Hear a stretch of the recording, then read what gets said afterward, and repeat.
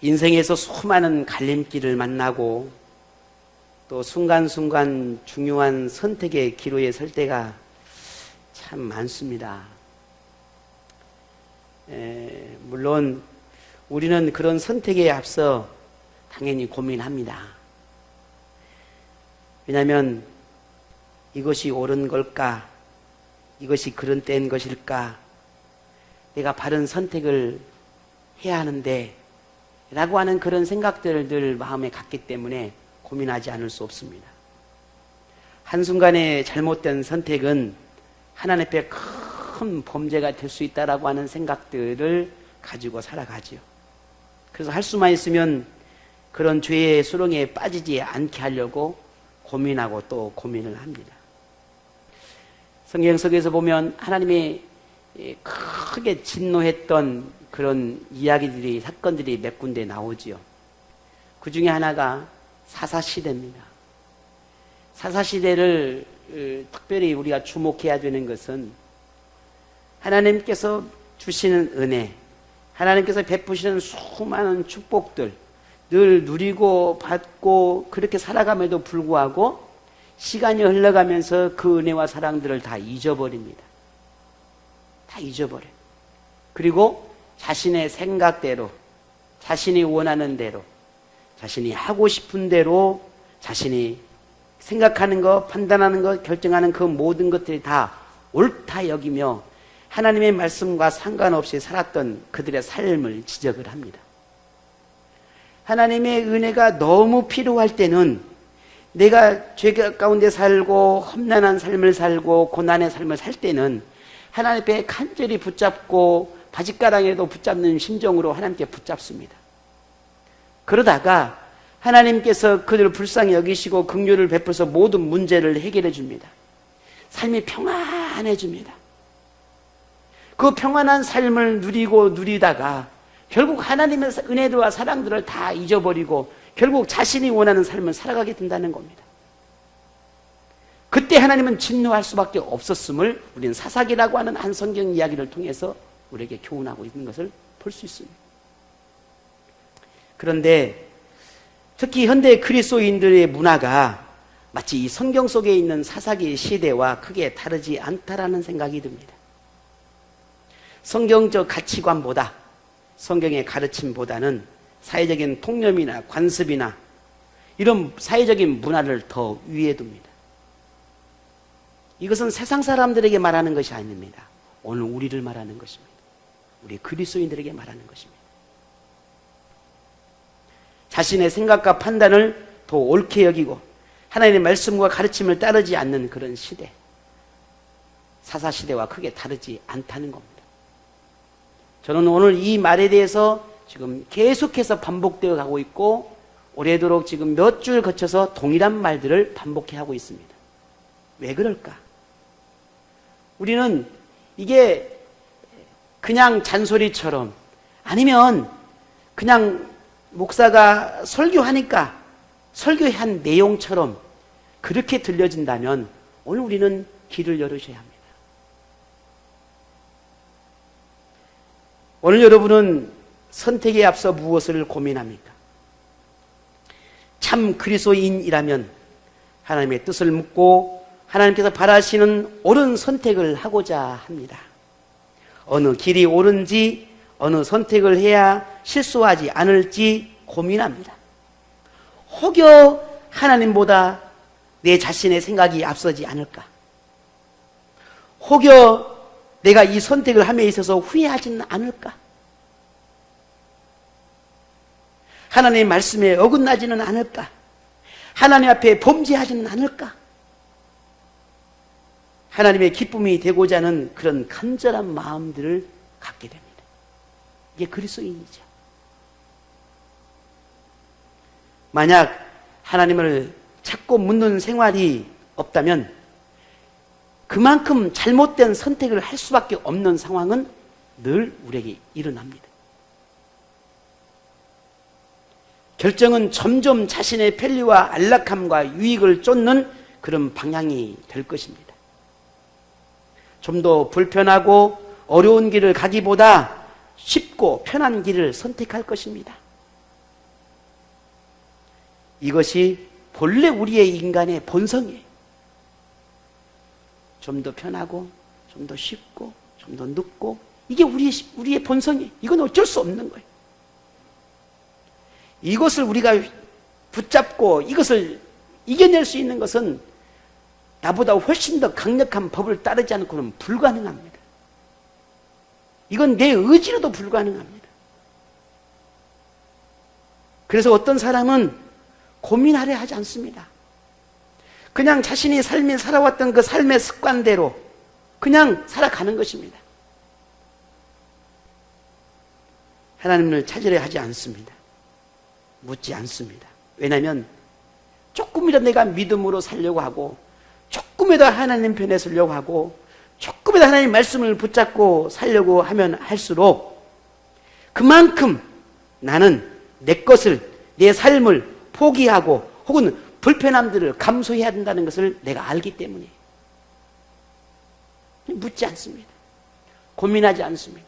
생각하지 않습니다. 그냥 그렇게 살아왔던 습관대로 살아가는 것입니다. 고치려 하지 않습니다. 변화하려 하지 않습니다. 그냥 그렇게 살아가는 것입니다. 이게 하나님이 기뻐하실까? 그러면 반대로 선택에 대한 고민이 없다는 것은 어떤 의미일까?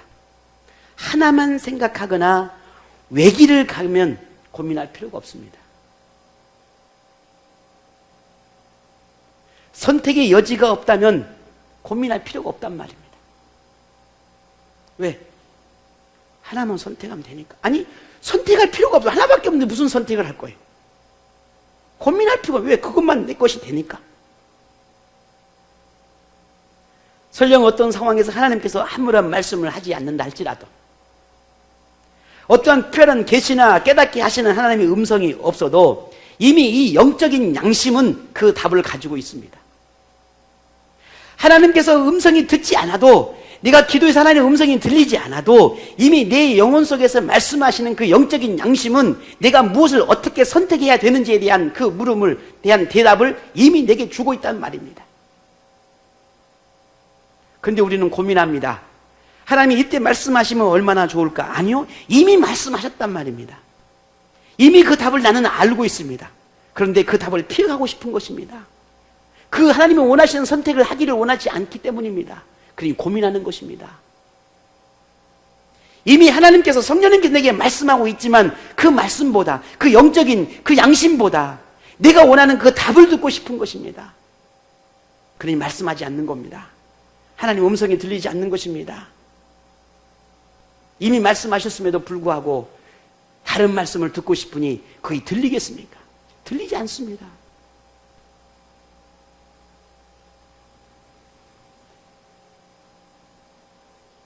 그 답을 얻고 그 답을 찾고 싶어 하기보다는 정말 하나님의 그 뜻 앞에 고민하는 사람은 하나님 말씀하심 앞에 순종을 고민합니다. 하나님 말씀하심 앞에 당연하게 믿음으로 받아들입니다. 그래서 여기서 순종이라고 하는 것은 믿음에서 나오는 것입니다. 믿음이 없이는 순종이 없습니다. 믿음은 하나님을 향한 철저한 신뢰입니다. 하나님을 철저하게 신뢰하지 않고는 믿음이 일어날 수가 없습니다. 하나님을 향한 신뢰라고 하는 것은 하나님의 모든 가르침을 진리로 여기고 그 가르침을 선택의 기준으로 세우는 것입니다. 하나님의 말씀이 선택의 기준이 되면 고민하고 이럴까 저럴까 하기보다는 순종을 결단할 수밖에 없게 됩니다. 문득 어제 제 딸아이가 제게 그런 질문했습니다. 아빠, 목사님 되셔가지고 후회해 본 적 없으세요? 나한테 그런 질문을 갑자기 하는 거예요. 후회해 본 적이 없느냐? 고민해 본 적이 없느냐? 혹시 목사님 하시다가 그만두고 싶으신 적 없으세요? 저한테 묻는 겁니다. 순간 뭐 정직하게 말을 해야죠. 거짓말 할 수는 없잖아요.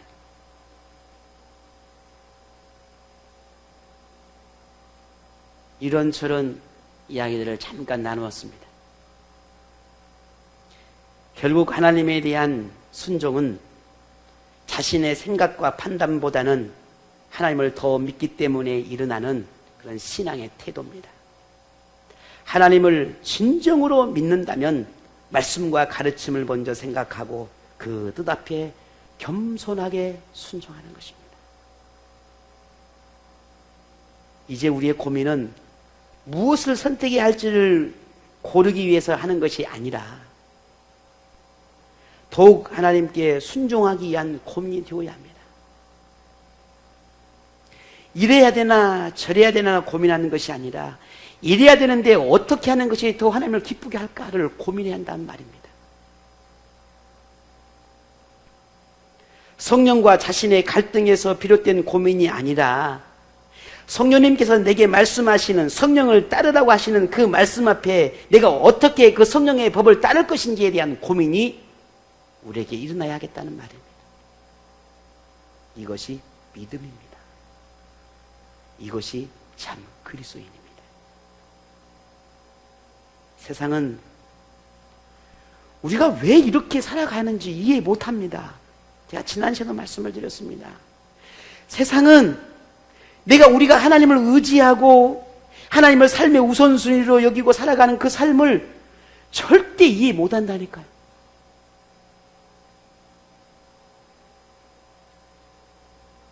설령 그 대상이 내가 사랑하는 가족이라 할지라도, 나를 누구보다 너무 잘 안다고 생각하는 친구라 할지라도 내가 살아가는 이 믿음의 삶을 이해하지 못한단 말입니다. 내가 왜 이 선택을 하는지 그 선택에 대해서 존중하거나 이해하지 않습니다. 오히려 더 힘들게 하고 더 주저앉게 만듭니다. 그런데 참 늘 안타까운 것은 많은 그리스도인들이 그들의 생각과 판단에 동조하고 그들의 편에 서서 쉽고 편한 길을 선택한다는 것입니다. 상황에 따른 것이니 당연하며 동일한 상황이 반복될지라도 역시 동일한 선택을 하는데 조금도 주저하지 않는다라는 말입니다. 설령 그러한 선택이 하나님과 반대되는 선택이 될지라도 그것을 하나님 앞에 부끄럽게 여기거나 죄로 여기거나 실수로 생각하지 않습니다. 자, 이런 모습에 대해 하나님은 어떻게 생각하실까? 제 아이에 대한 질문에 대해서 제가 답을 함에 있어서 참 많이 순간 제 마음속에 아하 하는 생각이 들었습니다. 아빠도 고민할 때가 있었다. 아빠도 하나님 앞에 정말 간절하게 물을 때도 있었다. 솔직하게 하나님 앞에 그런 생각, 고민한 적이 있었다.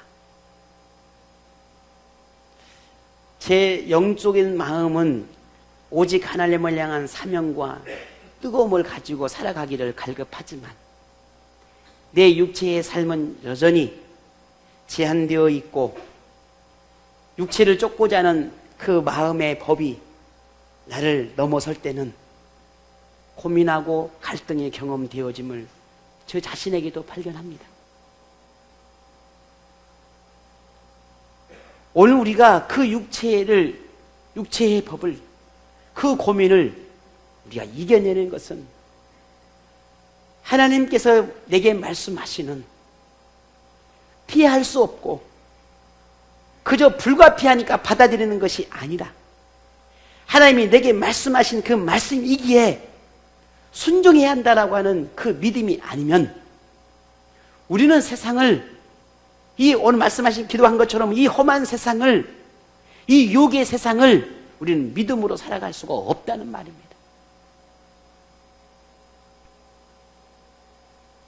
오늘 본문 11편은 다윗이 악인들로부터 괴롭힘과 핍박을 받아서 도망자의 생활을 할 수밖에 없는 그런 상황 속에서 기록하고 있습니다. 어떤 성경학자는 오늘 11편의 배경이 다윗이 사울에 의해서 도망쳐야 할 그 상황에 의해서 기록됐다라고 해석하는 사람도 있습니다. 그러나 오늘 본문은 정황상 무엇이다라고 정확하게 말할 수는 없지만 분명한 것은 다윗이 지금 생명의 위협을 받을 만큼의 급박하고 위험한 그런 상황이었으면 분명합니다. 왜냐하면 오늘 2절에 보게 되면 악인이 활을 당기고 화살을 시위에 먹이며 마음이 바른 자를 어두운 데서 쏘려 하는도다 라고 하는 말씀을 보면 지금 굉장히 위험한 상황에 있음이 분명합니다. 이러한 상황에서 다윗은 어떤 선택을 했을까? 하나님께 피했다라고 했습니다. 본문 1절에 보면 내가 여호와께 피하였거늘, 항상 다윗이 고백하듯이 이 다윗의 모든 삶은 하나님이 자신의 삶의 피난처로 삼습니다. 물론 하나님을 피난처로 삼았다는 것이 마음의 위로를 삼고 하나님 앞에 뭔가 내 평강을 누리기 위해서 하나님을 바라보는 그런 영적인 마음을 그걸 뛰어넘는 것입니다. 그것만을 의미하는 것이 아닙니다. 그건 당연한 것입니다. 근데 오늘 본문 4절에 보니까 이렇게 말합니다.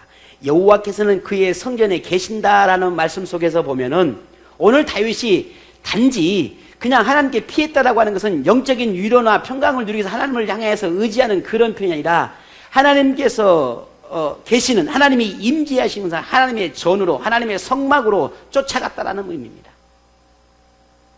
그 하나님의 성막으로, 하나님의 성전으로 쫓아가서 그곳에서 하나님께 붙잡고 있는 것입니다.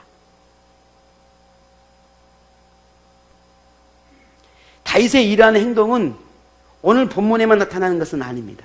항상 그렇습니다. 그의 모든 삶을 보면 고난을 만나거나 시련을 만나게 되면은 항상 행동은 똑같습니다. 하나님을 찾는 겁니다. 하나님의 전을 찾는 것입니다. 하나님의 전에 가서 뭘 했을까요? 그냥 골방에 들어가서 숨어 있었을까요? 성막으로 한 깊은 곳에 숨어 있었을까요? 아닙니다. 지금 이 상황을 하나님께서 해결해 주시길 얼마나 부르짖었겠냔 말이죠. 두렵고 무섭고 공포스럽고 힘들고 괴롭고 아픔 속에 있는 그가 할 수 있는 것은 하나님밖에 없었습니다. 하나님을 찾는 겁니다. 하나님께서 해결해 주시기를 구하는 것입니다. 그 외에는 답이 없습니다. 선택의 여지가 없습니다. 다윗에게는 오직 하나, 하나님만 선택하는 것입니다. 그러니 하나님을 선택함에 있어서 고민이 되거나 주저하지 않습니다. 어떤 상황에서든 하나님과 또 다른 어떤 것을 선택해야 한다면 이 다윗은 하나님을 선택함에 있어서 조금도 당황하거나 주저하지 않는단 말입니다. 당연하게 받아들인다는 겁니다. 다윗의 이러한 이 믿음은 어디에서 오는 것인가? 경험입니다. 삶 속에서 늘 하나님과 함께 동행한 삶을 살았던 그의 삶 속에서 하나님을 만난 경험입니다. 하나님이 어떤 분인지를 경험을 통해서 알았습니다. 하나님이 어떨 때 자신을 만나주시고 하나님이 어떤 상황에 자신에게 큰 힘이 되고 위로가 되고 피난처가 되신지를 그런 삶을 통해서 알았습니다. 수없이 많은 학습되어지고 경험되어진 그것이 결국은 그런 그냥 상상 속에 망상 속에서 하나님이 아니라 삶 속에서 만난 그 하나님, 살아계신 그 하나님을 다윗은 날마다 경험해 살았던 겁니다. 그 살아계신 하나님이 그렇게 가장 안전하다는 것, 그 어디보다, 그 무엇보다 가장 완벽하다는 것, 하나님 품에 거하는 것이 그것이 가장 이 다윗에게는 평강을 누릴 수 있는 유일한 길이라는 걸 전 삶을 통해서 그는 알았습니다. 그러니 똑같은 상황, 똑같은 환경, 똑같은 그런 자신에게 주어지는 환경이 접하면 타협하고 다시 그들의 편에 서는 것이 아니라 다시 하나님께 달려가는 것입니다. 왜? 그것이 승리의 비결이었으니까. 그러나 우리는 그렇지 않아요. 어느 때는 하나님을 쫓아갑니다. 그 아픔이 하나님을 만나는 것이 많은 걸 내려놓아야 하니 이제는 이쯤이면 다시 타협합니다. 이게 우리의 삶의 반복돼요. 오늘 다윗의 참 믿음, 하나님을 의지하고 신뢰함에 대한 이 증거가 바로 여기에 있습니다. 늘 하나님을 쫓아가는 거예요. 항상 하나님을 향해 쫓아가는 거예요. 이런 다윗의 믿음의 행위를 본 주변 사람들, 친구들은 어떻게 생각했을까? 오늘 본문에 보면 그 모습을 발견할 수가 있습니다. 친구들은 이해를 못합니다. 이해할 수가 없습니다. 친구들은 말합니다. 야, 저 깊은 산으로 들어가라. 저 깊은 산 속으로 숨어버려라. 라고 말합니다. 맞죠? 너무 맞는 말 아닌가요? 지금 다윗이 산으로 도망하는 것은, 깊은 산 속으로 숨어버리는 것은 가장 이성적이고 합리적인 것입니다. 왜냐하면 다윗을 대적하는 이런 괴롭히고 힘들게 하는 이런 이들이 다윗을 죽이려 하고 있습니다. 그런데 오늘 다윗이 성전으로 들어가면 밖에 있는 악인들이 성전에 들어갔으니까 냅두자, 용서해버리자 그럴까요? 그러지 않아요. 죽이려고 작정을 했는데 그걸 다윗이 모를까요? 알고 있습니다. 차라리 깊은 산속에 숨어버리면 찾을 수 없으니까 그게 더 나을 것이라고 하는 생각을 할 수도 있습니다. 친구들은 말합니다. 야, 그렇게 성전에 가가지고 하나님께 붙잡힌들 지금 이 시급하고 다급한 상황 속에서 하나님께서 내 기도를 응답해 주시겠냐? 지금 시각을 다투는 이 순간에 하나님께 너를 도와주겠냐? 차라리 숨어버린 게 낫지.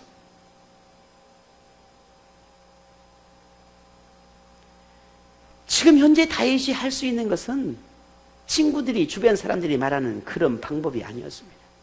사실은 상식적으로 생각해 봐도 그 말이 맞아요. 친구들이 조언하는 말이 맞단 말입니다. 합리적입니다. 그게 맞은 거예요. 그러나 다윗은 부정합니다. 아니, 나는 그렇지 않아. 그리고 하나님을 붙잡는 것입니다.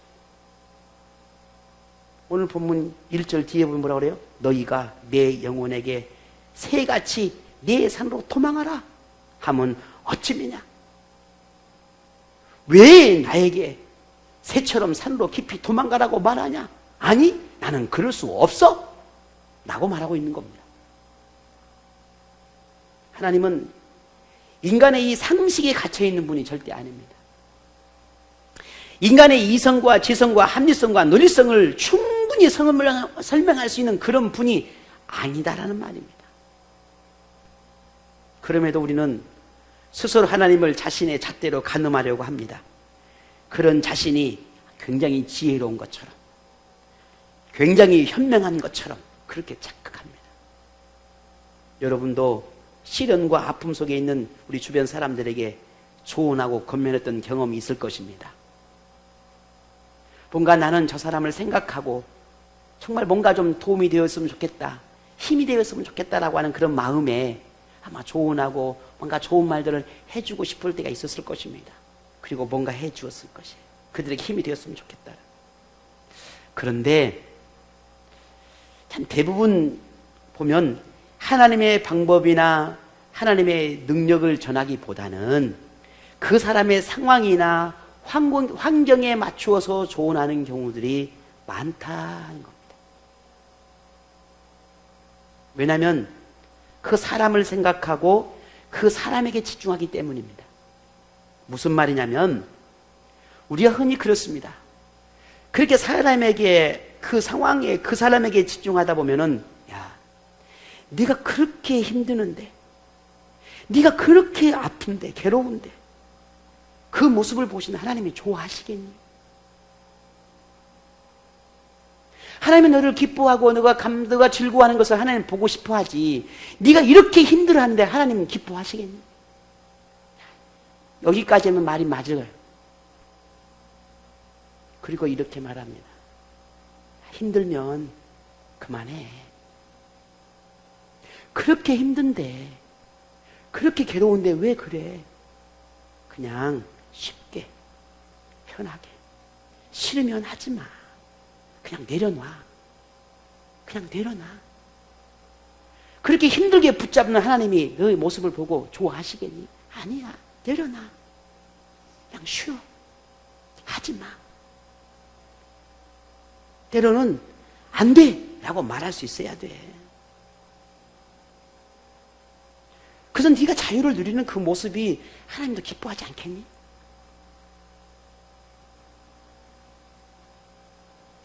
어쩌면 이 말이 맞을 수 있습니다. 그러나 하나님은 정말 하나님 마음이 그런 마음일까요? 정말 하나님이 그걸 원하실까요? 여러분은 어떻게 생각하십니까? 인생을 주관하신 하나님, 역사의 주인이신 하나님, 전지전능하신 하나님을 신뢰하기보다는 사람을 보기 때문에 이와 같은 말들이 나오는 것입니다. 지금 제 아내와 저와 많은 좀 이런저런 일들을 경험하면서 순간 제가 이와 같은 이야기를 제 아내에게 했더랬습니다. 여보, 이랬습니다. 제가 어느 날 하나님 앞에 기도하니, 야, 그건 네 생각이지 마.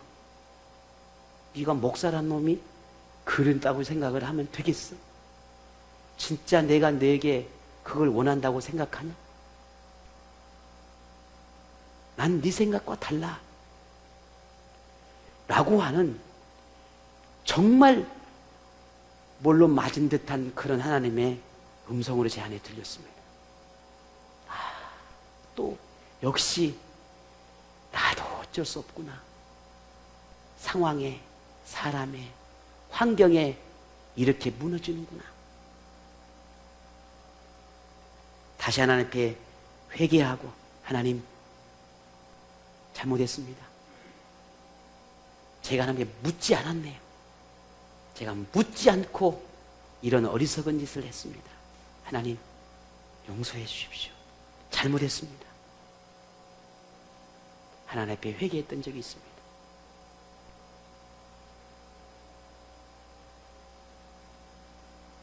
우리가 안 돼, 싫어 라고 외쳐야 할 것은 하나님이 아니라 세상입니다. 다윗의 친구들도 마찬가지였단 말입니다. 그래서 다윗은 친구들의 조언들을, 주변 사람들의 조언들을 부정할 수밖에 없었습니다. 왜냐하면 다윗에게는 하나님이 이런 분이었거든요. 어떤 분? 오늘 본문 볼까요? 4절에 같이 읽어보겠습니다. 함께 있습니다. 여호와께서는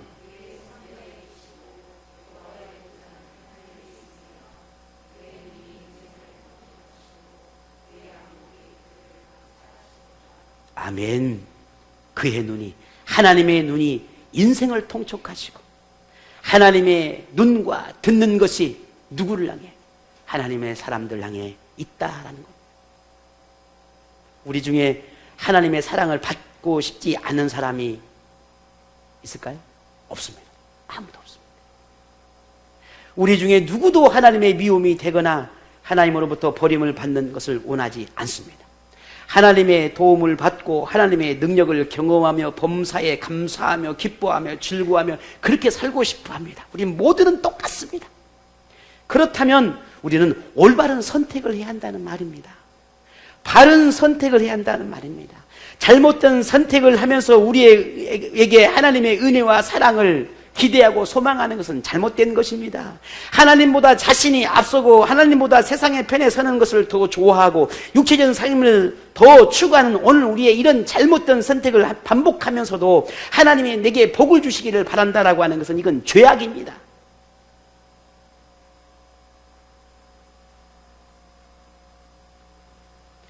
오늘 저와 여러분 앞에 복과 화가 있습니다.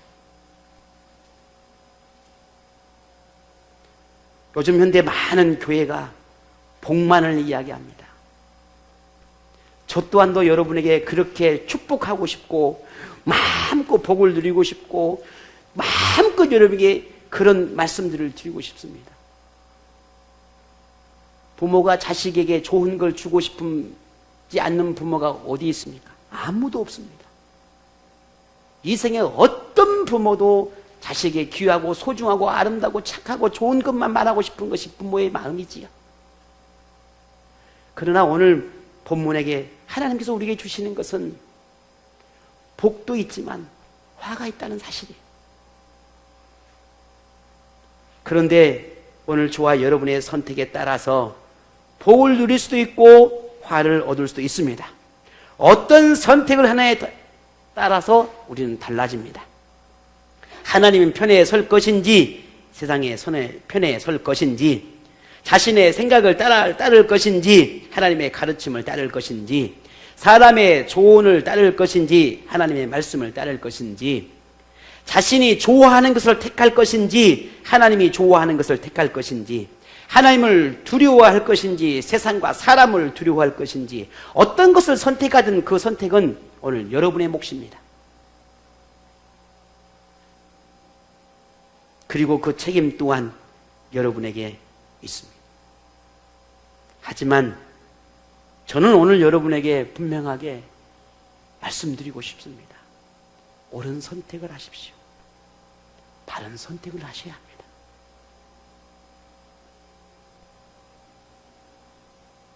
하나님께서 오늘 우리에게 내 삶을 선택함에 있어서 한 가지 지혜를 주십니다. 그 지혜를 오늘 5절입니다. 여호와는 의인을 감찰하시고 악인과 폭력을 좋아하는 자를 마음에 어떠하신다? 미워하신다 했습니다. 그리고 그들에게는 하나님께서 불과 유황과 태우는 바람을 거두게 될 것이다 라고 6절에 말씀하셨습니다. 지난 삶에서 조금이라도 하나님의 이 어떤 분인지를 우리가 경험하셨다면 여러분이 하나님이 어떤 분인지를 알고 계신다면 여러분은 옳은 선택을 하실 수 있습니다. 방황하지 않고 고민하지 않고 바른 선택을 하실 수 있습니다. 왜? 지난 모든 삶 속에서 하나님이 나에게 주신 은혜가 하나님이 나를 어떻게 만나셨는지 만나 주셨는지 경험 다 하셨지 않습니까? 하나님께서 여러분의 삶에서 어떻게 일하셨는지를 여러분이 다 알고 계시니 옳고 그름을 여러분은 분명히 판단할 수 있으신 분들입니다. 왜? 하나님이 이미 다 보여주셨거든요. 하나님 무엇가 싫어한지를 다 알려주셨습니다. 그뿐입니까? 아닙니다. 지금 이 순간도 하나님은 성령님을 통해서 매일 나에게 말씀하십니다. 옳은 선택을 할 수 있도록 지도해 주십니다. 그러니 나는 옳은 선택을 할 수 있습니다. 여러분은 옳은 선택을 할 수 있습니다. 오늘 본문도 마찬가지입니다. 그 선택의 기준이 무엇인지, 어떻게 선택해야 되는지, 무엇을 따르고 무엇을 버려야 하는지, 무엇이 하나님이 원하시는지를 오늘 본문도 말씀하셨습니다. 먼저 미워하는 것이 무엇인지도 말씀하셨습니다. 그리고는 이번에는 좋아하시는 것이 뭔가를 말씀하십니다. 오늘 본문 볼까요? 7절입니다.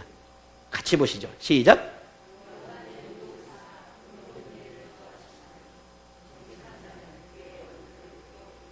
아멘. 오늘 본문을 통해 하나님은 싫어하는 것과 좋아하는 것이 무엇인지를 분명하게 말씀하셨습니다. 악인과 폭력은 싫어하고 그렇게 악인과 폭력적인 하나님이 원하지 않는 삶을 살아가는 사람을 좋아하는 사람을 하나님은 싫어하고 의로운 일을 좋아하는 사람은 하나님이 좋아하신다 하셨습니다. 하나님의 의를 좋아하는 사람, 거룩함을 좋아하는 사람, 하나님을 의지하기를 좋아하는 사람, 하나님을 찾는 것을 좋아하는 사람, 의로운 일을 따르는 사람, 그 사람은 하나님이 좋아하신답니다.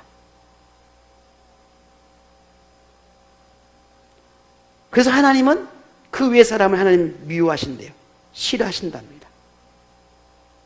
그러니 오늘 우리는 분명해졌습니다. 무엇을 선택해야 되지?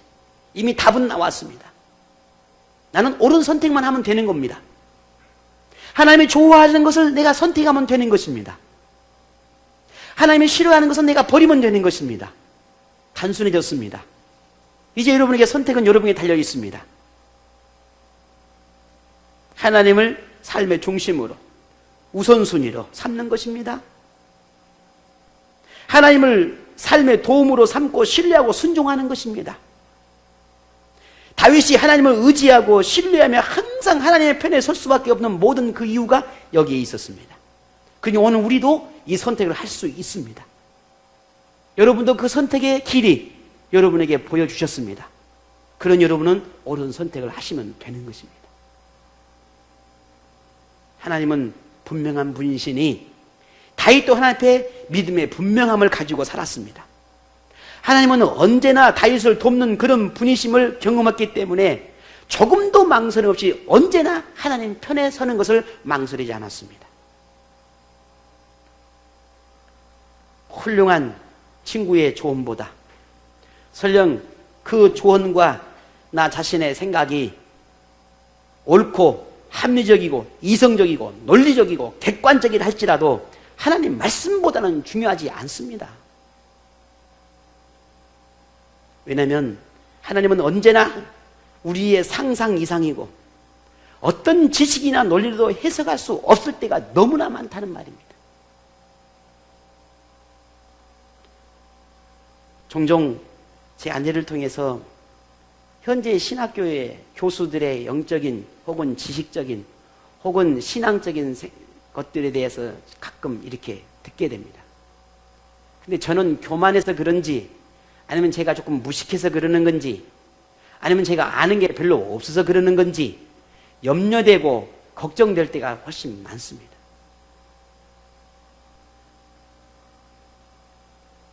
젊은 친구들에게 가르치는 신학이 젊은 친구들에게 가르치는 신앙이 한낱 자신의 지식의 수준에서 쏟아져 나오는 지식에 불과하다는 것을 느낄 때면 참 마음이 많이 아픕니다. 하나님을 인격적으로 만나고 하나님과의 인격적인 만남을 통해서 그 만남이 신앙이 되고 그 신앙이 신학과 조화를 이루어서 우리의 삶이 신앙생활로 이어져야 하는데 이것이 온전히 이루어지지 않는다라고 하는 생각이 들어질 때면 참 많이 마음이 아픕니다. 그렇게 듣고 배웠던 이들이 삶의 현장에 나와서 이제 목사가 되어서 교회를 이끌어간다 생각하니 참 마음이 많이 아프더라고요. 저는 어쩌면 여러분이 보시기에 좀 무식해 보일는지도 모릅니다. 말씀 속에서 오직 말씀만 붙잡는 그런 저의 모습이 조금 어리석게 보일는지도 모릅니다. 그러나 저는 제가 옳기 때문이 아니라 하나님께서 말씀하시기 때문에 그 말씀을 여러분에게 전하는 것입니다. 더도 말고 덜도 말고 우리는 모든 신앙의 삶의 기준, 내가 살아가는 모든 하나님을 믿는 신앙의 삶의 원리 원칙, 그것은 훌륭한 사람들의 조언이 아니라 말씀이란 말입니다. 그 삶이, 말씀이 내 삶의 밑바탕이 되지 않고는 오늘 우리 이 순간도 우리는 한순간에 변질되어 버릴 수 있는 그런 존재들이란 말입니다. 저라고 예외는 아니란 말이죠. 오늘도 이렇게 멋지게 여러분에게 설교를 했다 할지라도 제가 저 문을 열고 나가서 어떤 모습으로 어떻게 변질되지 타락할지 저도 제 자신을 장담할 수 없는 그런 존재란 말입니다. 그런 오늘 우리가 말씀을 앞에서 내 삶을 내려놓지 않고 말씀 앞에 내 생각이 앞서면 우리의 삶은 결코 하나님이 기뻐하는 삶을 살아낼 수가 없다는 말입니다. 언제까지 상황과 환경 속에서 무너지며 그렇게 상황을 탓하며 환경을 탓하며 우리의 신앙을 그렇게 넋두리만 하며 살아갈 거냐 말이죠.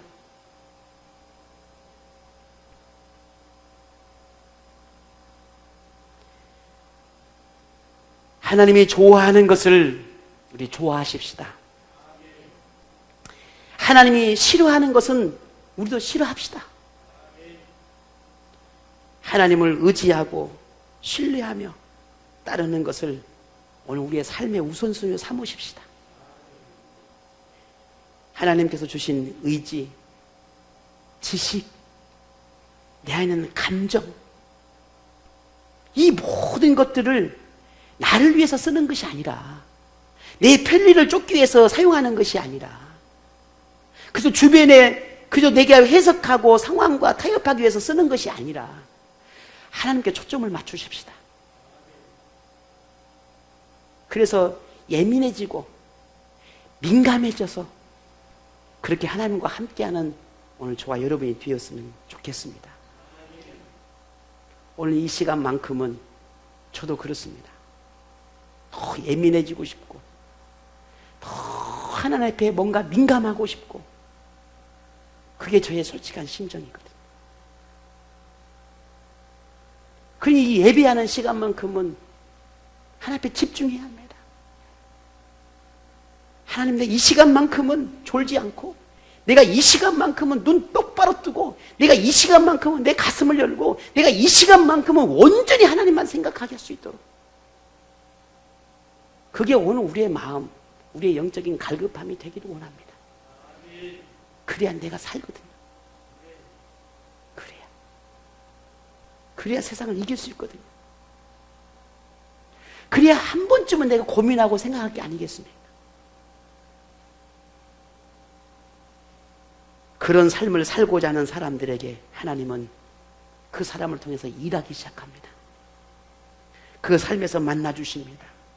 능력의 하나님을 만날 수 있습니다. 하나님 모든 말씀이 진리구나, 하나님 말씀이 거짓이 아니구나 라고 하는 사실을 발견하게 됩니다. 하나님 어떤 분인지를 경험하고 싶으십니까? 진짜 오늘 하나님 말씀이 살아있음을 만나고 싶으십니까? 말씀을 붙잡고 그대로 살아보십시오. 안 되더라도 노력해 보십시오. 실패하더라도 또 한번 도전해 보십시오. 안 된다, 힘들다, 못한다 하지 말고 포기하지 말고 다시 또 다시 도전해 보십시오. 하나님 힘 주실 것입니다. 하나님이 도우실 것입니다. 그러니 다시 하나님을 붙잡고 하나님을 따르는 자, 하나님을 의지하는 자에게 복이 있다라고 하는 이 놀라운 이 진리의 말씀을 붙잡고 오늘 한 주간 다시 믿음으로 서가기를 부탁을 드립니다. 오늘 본문 7절에 정직한 자는 그 얼굴을 배우리라 라고 했습니다. 하나님께서 약속한 이 하나님을 만나는 복이 여러분에게 임하기를 축복합니다. 하나님이 좋아하는 것을 선택하고 의를 따르는 오늘 여러분에게 평강과 안식의 복이 임하기를 축복합니다. 하나님에게 귀를 기울이고 성령을 통해 말씀하시는 것을 순종하는 오늘 여러분에게 구원의 은총이 영원하기를 축복합니다.